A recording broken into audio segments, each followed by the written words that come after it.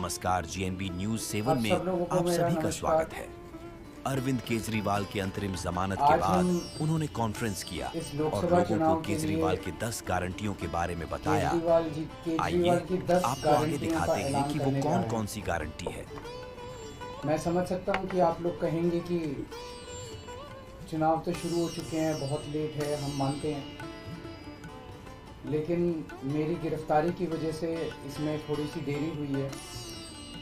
अभी भी कई चरण चुनावों के बाकी हैं। वैसे तो ये गारंटियां केजरीवाल की गारंटी के नाम से जारी की जा रही हैं। मैंने अपने इंडिया गठबंधन के दूसरे साथियों से इसके बारे में अभी चर्चा नहीं की है, लेकिन जिस किस्म की गारंटी है, मेरा विश्वास है कि इंडिया गठबंधन के किसी भी सदस्य को इसके बारे में परेशानी नहीं होगी। लेकिन ये केजरीवाल की गारंटी है, तो मैं इसकी गारंटी लेता हूँ कि मैं अब इंडिया गठबंधन की सरकार बनने के बाद इन सब गारंटियों को मैं अपने सभी साथियों से पूरी करवाऊंगा। ये जो गारंटी हैं 10, ये एक तरह से नए भारत का विजन है। इनमें कई ऐसे काम हैं जो पिछले 75 साल में हो जाने चाहिए थे, जो भी कारण रहे नहीं हो पाए। इनमें कई ऐसे काम हैं जिनके बिना कोई भी राष्ट्र शक्तिशाली नहीं बन सकता। मूलभूत काम है, किसी भी राष्ट्र की फाउंडेशन का काम है, नींव रखने का काम है। उसके बिना राष्ट्र आगे नहीं बढ़ सकता। उन कामों को युद्ध स्तर के ऊपर अगले 5 साल के अंदर पूरा किया जाएगा। इसमें वो गारंटियां हैं जो इस देश के लोगों को महंगाई और रोजगार से छुटकारा दिलाएंगी, उन लोगों को रिलीफ दिलवाएंगी। आजकल देश में मोदी की गारंटी की भी चर्चा चल रही है। मोदी जी की पुरानी गारंटियों के बारे में मैं थोड़ा सा नजर डालना चाहूंगा। जनता तय कर लेगी कि मोदी की गारंटी पे विश्वास करना है कि केजरीवाल की गारंटी पे विश्वास करना है। मोदी जी ने गारंटी दी थी 15 लाख रुपए हर एक के अकाउंट में जमा कराएंगे, वो उन्होंने नहीं कराए। मोदी जी ने गारंटी दी थी हर साल 2 करोड़ रोजगार तैयार किए जाएंगे, वो उन्होंने नहीं किए। मोदी जी ने गारंटी दी थी स्वामीनाथन रिपोर्ट लागू करके उसके हिसाब से किसानों को फसलों के दाम दिए जाएंगे, उन्होंने प्रधानमंत्री बनने के बाद इसको खारिज कर दिया कि मैं नहीं करूंगा। मोदी जी ने गारंटी दी थी कि 2022 तक किसानों की इनकम डबल हो जाएगी, वो नहीं की उन्होंने। मोदी जी ने गारंटी दी थी कि 2022 तक इस देश के हर घर के अंदर 24 घंटे बिजली का इंतजाम किया जाएगा। आज भी देश के कोने कोने तो छोड़िए, देश के कई शहरों के अंदर बिजली के लाले पड़े हुए हैं, बिजली के बड़े बड़े लंबे लंबे पावर कट लगते हैं। मोदी जी ने गारंटी दी थी कि 15 अगस्त 2022 तक साबरमती और बॉम्बे के बीच में बुलेट ट्रेन चालू की जाएगी। अभी तक बुलेट ट्रेन का दूर दूर तक कोई नामो निशान नहीं है। मोदी जी ने गारंटी दी थी 100 स्मार्ट सिटीज बनाई जाएंगी। अब तो शायद ये प्रोजेक्ट ही खत्म हो गया, कोई स्मार्ट सिटी। इस तरह की ढेरों गारंटी दी थी जो कि कोई गारंटी पूरी नहीं हुई। इसके पहले जब जब चुनाव आए, केजरीवाल ने गारंटी दी थी दिल्ली में और पंजाब में बिजली मुफ्त करेंगे, हमने बिजली मुफ्त कर दी। हमने गारंटी दी थी बिजली 24 घंटे करेंगे, हमने बिजली 24 घंटे कर दी। हमने गारंटी दी थी शानदार स्कूल बनाएंगे, हमने बच्चों की शिक्षा के लिए शानदार स्कूल बनाए। हमने गारंटी दी थी मोहल्ला क्लिनिक बनाएंगे, हमने जितनी गारंटी दी थी सारी गारंटी पूरी की। तो एक तरफ है मोदी की गारंटी, एक तरफ है केजरीवाल की गारंटी। मोदी की गारंटी का हम देख चुके हैं कि मोदी की गारंटी यकीन करने का लायक नहीं है। और अब तो अगली साल चूंकि मोदी जी रिटायर होंगे, तो उनकी रिटायरमेंट के बाद मोदी की गारंटी कौन पूरी करेगा, इसका भी कोई वो नहीं है। और केजरीवाल की गारंटी, केजरीवाल यही है, कहीं नहीं जा रहा, तो केजरीवाल की गारंटी पूरी करने की गारंटी केजरीवाल लेता है। 10 गारंटी क्या है मैं एक एक करके बताता हूं। सबसे पहली गारंटी है, देश के अंदर 24 घंटे बिजली का इंतजाम करेंगे। कैसे करेंगे? हमारे देश में 3 लाख मेगावाट बिजली प्रोड्यूस करने की क्षमता है, कैपेसिटी है। देश की पीक डिमांड, गर्मियों के अंदर पीक डिमांड, देश की सबसे ज्यादा डिमांड होती है 2 लाख मेगावाट। तो आज हमारा देश जितनी बिजली पैदा कर रहा है, पैदा कर सकता है, जितनी डिमांड है उससे कहीं ज्यादा बिजली पैदा करने की हमारी क्षमता है। लेकिन मेरे घर के अंदर फिर भी पावर कट लग रहे हैं। क्यों? मैनेजमेंट खराब है। दिल्ली में भी यही हाल था, पंजाब में भी यही हाल था। बिजली तो थी लेकिन मैनेजमेंट खराब था। हमने मैनेजमेंट ठीक करके दिल्ली में भी 24 घंटे बिजली का इंतजाम किया, पंजाब में भी किया, देश में भी करके दिखा सकते हैं क्योंकि हमें एक्सपीरियंस है। देश के गरीब लोगों को बिजली मुफ्त दी जाएगी।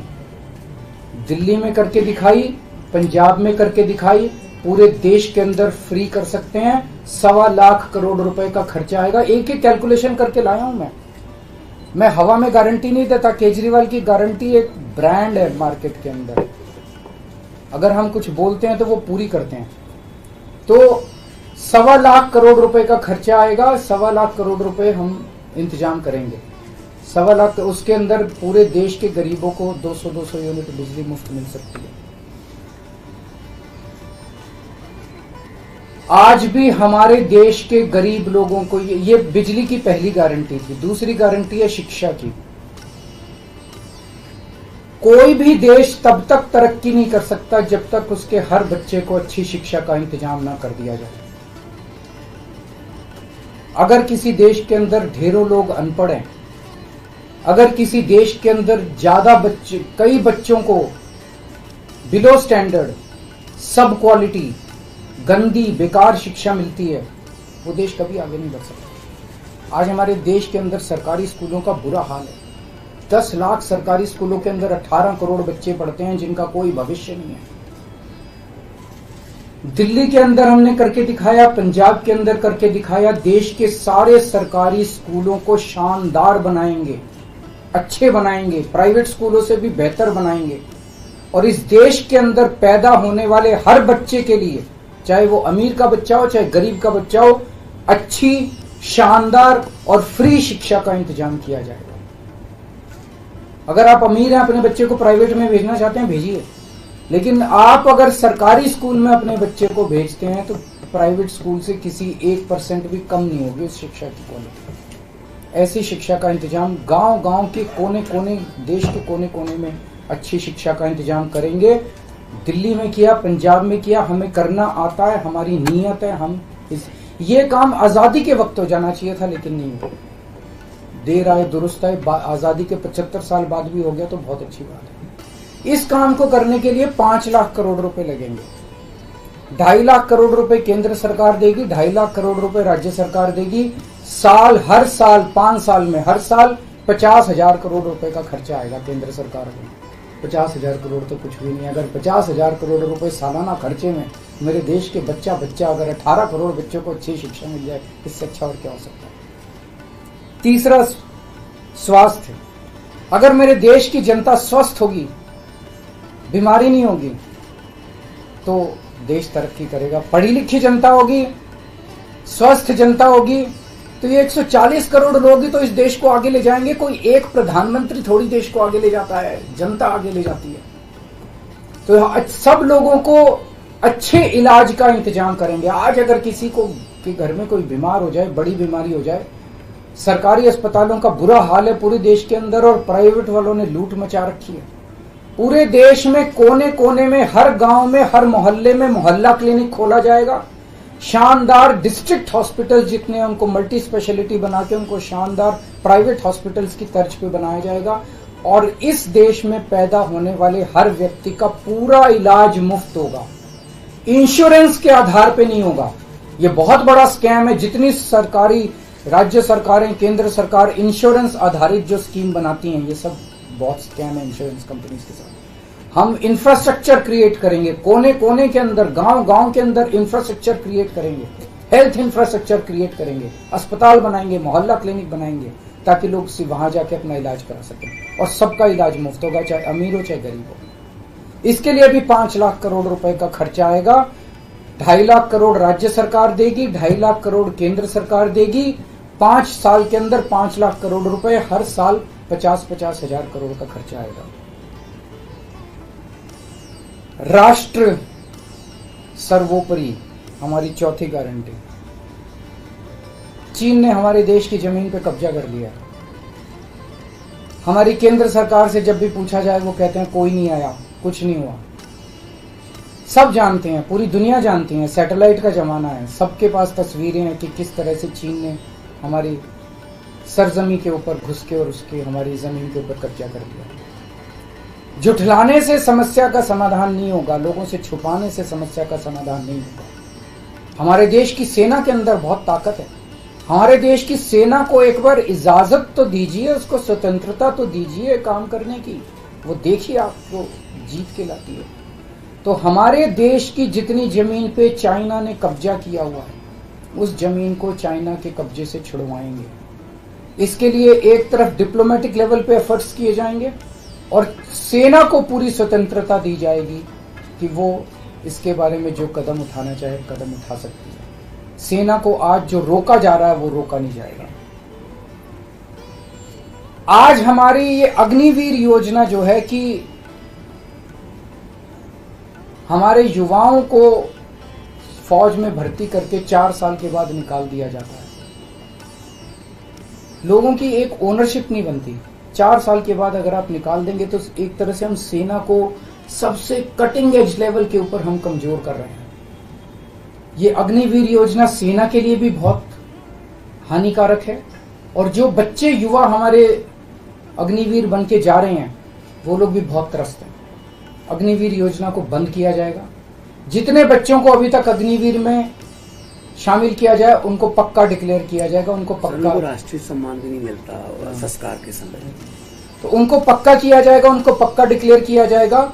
और सेना के अंदर ये ठेकेदारी के ऊपर एक तरह से कच्चे में, अग्निवीर तो कच्ची नौकरी हुई ना, कच्ची नौकरी ये बंद की जाएगी और वापस पक्के के अंदर बच्चों को लिया जाएगा। और सेना को ये अग्निवीर योजना लाए थे क्योंकि केंद्र सरकार का मानना था कि सेना के ऊपर उनकी तनख्वाह और उनकी पेंशन के ऊपर पैसा ज्यादा खर्च होगा। सेना के ऊपर, उस देश की सुरक्षा के ऊपर जितना पैसा खर्च करने की जरूरत है उतना पैसा खर्च किया जाएगा। देश की सुरक्षा के साथ खिलवाड़ नहीं किया जा सकता।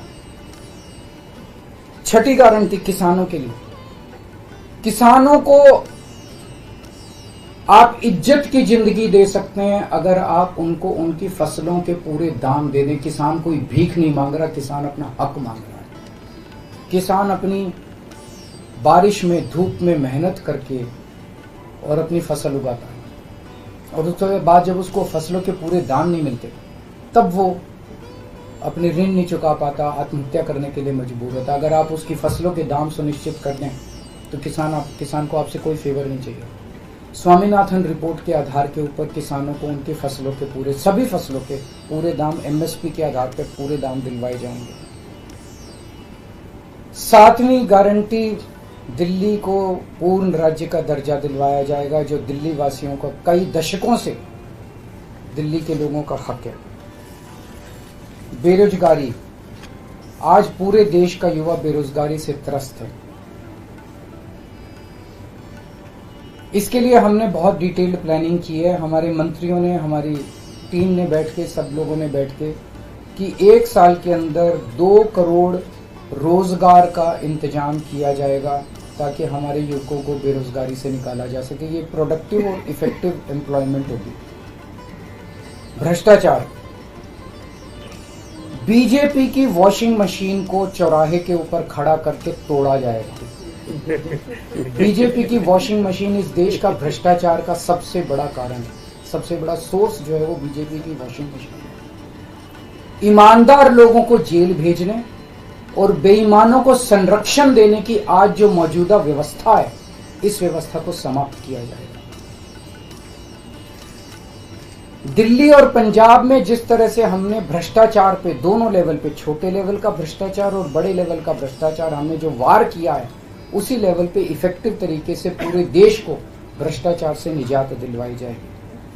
और 10वीं और आखिरी गारंटी व्यापारियों के लिए, अगर किसी देश के अंदर व्यापारी और उद्योगपति खुल के व्यापार नहीं कर सकते, अपने व्यापार को नहीं बढ़ा सकते, तो वो देश कभी तरक्की नहीं कर सकता, उस देश के अंदर कभी जॉब्स पैदा नहीं हो सकते। और ये डेटा बताता है कि पिछले 8-10 साल के अंदर इस देश के 12 लाख हाई नेटवर्थ इंडिविजुअल्स, बड़े बड़े अमीर लोग इस देश के अंदर व्यापार और उद्योग बंद करके विदेशों में चले गए हैं, क्योंकि इस देश के अंदर आतंक मचा रखा है सरकार, केंद्र सरकार ने, उन लोगों को डराने का, धमकाने का। जीएसटी को पीएमएलए से बाहर किया जाएगा, जीएसटी का सरलीकरण किया जाएगा, सारी प्रशासनिक और लीगल व्यवस्थाओं को सरलीकरण किया जाएगा और एक ऐसी व्यवस्था की जाएगी कि अगर इस देश के अंदर कोई सही तरीके से व्यापार करना चाहे तो वह व्यापार कर भी सकता है,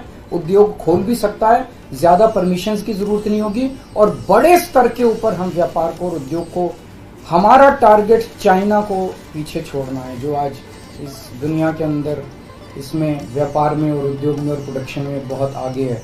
हमारा कंपटीशन उनके साथ है। तो इसके लिए सभी व्यापारियों को, उद्योगपतियों को आगे बढ़ने का मौका दिया जाएगा। ये हम लोगों की 10 गारंटी है और मजबूत गारंटी है और मैं समझता हूं कि देश को इन सब उससे तरक्की मिलेगी। अगर आपके कोई प्रश्न है तो। वॉशिंग मशीन वाली बात कही थी, क्या इसका मतलब है कि जो कार्रवाई हो रही है वैसी कार्रवाई आप लोग नहीं, हम कह रहे हैं वॉशिंग मशीन तोड़ेंगे। हम ये कह रहे हैं कि आज ईमानदार लोगों को पकड़ पकड़ के जेल भेजा जा रहा है, बेईमानों को वो अपनी पार्टी में शामिल करके संरक्षण देते हैं और उनको ईडी और सीबीआई के केस, ये व्यवस्था बंद की जाएगी। जो असली बेईमान है, जिन्होंने असली में बेईमानी की है, उन लोगों को पकड़ा जाएगा। इस तरह से पॉलिटिकल तरीके से विक्टिमाइजेशन बंद किया जाएगा। प्रधानमंत्री को लेकर जो बात की, उसके गृह मंत्री का बयान है, उन्होंने कहा कि जो भाजपा के कानून में ऐसी बात नहीं लिखी हुई है और देश भर के लोग चाहते हैं उत्तर से दक्षिण तक कि नरेंद्र मोदी। देखिए, कल मैंने बोला था कि मैंने क्या बोला था, 2014 में प्रधानमंत्री जी ने खुद ने कानून बनाया था, अपने नियम बनाए थे बीजेपी के लिए कि 75 साल की उम्र होने पे भारतीय जनता पार्टी के अंदर उनको कोई भारतीय जनता पार्टी अपने किसी भी नेता को किसी तरह की कोई जिम्मेदारी नहीं देगी और उनको रिटायर किया जाएगा। उस नियम के आधार पे आडवाणी जी को रिटायर किया गया, मुरली मनोहर जोशी जी को रिटायर किया गया, सुमित्रा महाजन जी को रिटायर किया गया, यशवंत सिन्हा जी को रिटायर किया गया, रीता बहुगुणा जोशी जी को रिटायर किया गया, संतोष गंगवार जी को, कई लोगों को रिटायर किया गया, यशवंत सिन्हा जी को रिटायर किया गया। तो कल जब मैंने कहा कि उस नियम के हिसाब से 17 सितंबर 2025 यानी कि अगले साल प्रधानमंत्री जी जब 75 साल के हो जाएंगे तो वो भी रिटायर हो जाएंगे। जब मैंने ऐसे कहा तो कल मैंने देखा कि बीजेपी के बहुत सारे नेताओं ने ये कहा कि वो नियम 75 साल वाला मोदी जी के ऊपर लागू नहीं होता। तो मैं समझता हूं कि जब भी ऐसा कुछ होता है, जब किसी पार्टी के सबसे बड़े नेता के ऊपर कोई टिप्पणी की जाती है तो जाहिर तौर पे उनकी पार्टी के लोग उनको उनके समर्थन में बोलते हैं। लेकिन मैं समझता हूं कि प्रधानमंत्री जी ने कुछ नहीं बोला। अभी उनकी पार्टी के नेता कह रहे हैं कि नहीं, हम उनको रिटायर नहीं होने देंगे, ये उनकी भावना है, उनके पार्टी के नेताओं की भावना है। प्रधानमंत्री जी ने जो नियम बनाया जिसके तहत आडवाणी जी को रिटायर किया गया, मैं समझता हूं कि प्रधानमंत्री जी किसी भी हालत में उस नियम को अपने ऊपर लागू होने से नहीं रोकेंगे। वो ऐसा नहीं कहेंगे कि उस जिस नियम में आडवाणी जी रिटायर हुए मैं उस नियम पे अपने ऊपर नहीं, या तो प्रधानमंत्री जी कह दें कि वो नियम अब मेरे ऊपर लागू नहीं होगा, आडवाणी जी के लिए बनाया था वो, या तो वो कह दें। लेकिन मैं नहीं समझता कि प्रधानमंत्री जी ऐसा कहेंगे। तो जाहिर तौर पे बाकी नेता सारे सपोर्ट कर रहे हैं उनको, लेकिन प्रधानमंत्री जी तो रिटायर होंगे। वो ऐसा, मेरी गुजारिश ये है कि प्रधानमंत्री जी ये बता दें कि उनका सक्सेसर कौन होगा, नहीं तो आपस में मारकाट मचेगी उनके अंदर। दूसरी चीज, एक और चीज है, कल मैंने जो कहा कि वन लीडर वन नेशन का जो वन नेशन वन लीडर का जो उनका वो आइडिया चल रहा है, उसके तहत एक तरफ वो विपक्ष के सारे नेताओं को जेल भेज रहे हैं और अपनी सारी पार्टी के सारे नेताओं की राजनीति खत्म कर रहे हैं। शिवराज सिंह चौहान जी की वसुंधरा राजे की डॉक्टर रमन सिंह को राजनीति से गायब खत्म कर दिया, खट्टर साहब को कर दिया। और अब जब मैंने जनता से पूछा, सारी जनता बोली योगी जी का अगला नंबर है। तो कल इनकी पार्टी के सारे नेताओं ने मोदी जी के लिए तो कहा कि मोदी जी पे 75 साल वाला लागू नहीं होगा, लेकिन एक भी नेता ने ये नहीं कहा कि योगी जी को नहीं हटाया जाएगा। तो एक तो ये पक्की हो गई पिछले 24 घंटे में बात कि अगले 2 महीने के अंदर योगी जी को उत्तर प्रदेश के सीएम से हटाया जा रहा है। इस देश के बच्चे बच्चे की जुबान पे ये था कि योगी जी को अगले 2 महीने में चुनाव जीतते ये लोग हटाएंगे। तो ये बात तो कल पक्की होगी कि योगी जी को हटाया जा रहा है। सर, आपने एक्साइज चीफ का नाम लिया तो पीओके का नाम ले लिया, पीओके पे क्या रणनीति रहेगी हमारी? बिल्कुल, वो इसका हिस्सा है, भारत का हिस्सा है, उसको भी वापस लेके रहेंगे। आप पीएम की गारंटी के सापेक्ष अपनी गारंटी लाए हैं, आपने अपने कुलीग से भी बात नहीं की। सबसे बात करके लाया हूं मैं। जो इंडिया अलायंस है आपको मैं सहमत हूं, मैं उसके लिए माफी मांगता हूं। मैं इंडिया अलायंस के सभी पार्टनर से, क्योंकि समय कम था, चुनाव आधा बीत चुका है, मैं माफी मांगता हूं उनसे। लेकिन मैं समझता हूं कि स्कूल खोलने पे, अस्पताल खोलने पे उनको आपत्ति नहीं होनी चाहिए और मैं समझता हूं उनसे जब मौका गारंटी है आपकी, तो क्या लगता है कि चुनाव बाद अगर इंडिया गठबंधन आता है तो आपकी पीएम पद के लिए क्या? ना मैं पीएम पद में, लेकिन जो भी सरकार बनेगी उस सरकार से मैं करवा के लाऊंगा, मेरे पे भरोसा करो। Thank you. हाँ, एक गारंटी कर देते हैं।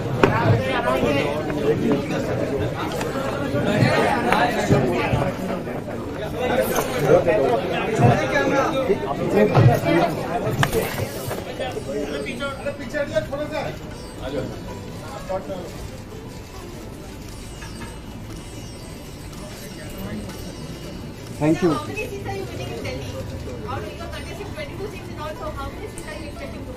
दिल्ली में सारी बीजेपी हारी है, बीजेपी हारेगी सारी जितनी है। माहौल आप एक बार ही जाके देखो, आपको तो, आप तो सारे पत्रकार घूमते ही रहते हो। आज शाम को 2 जगह जा रहा हूँ, मोती नगर और